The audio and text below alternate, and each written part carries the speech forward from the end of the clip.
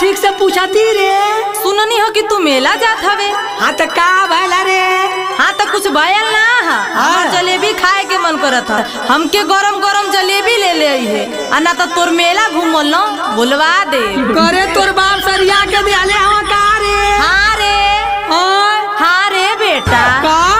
करे तोर मारी बाप तो के तमीज ना सिखौना का रे? ना रे।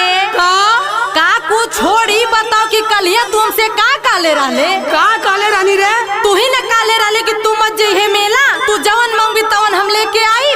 वो तो हम पियले रानी तो हमरे मुंह से निकल गया। देख ये कुल हम ना जानते। हमके जिलेबी चाही त चाही। सुन जात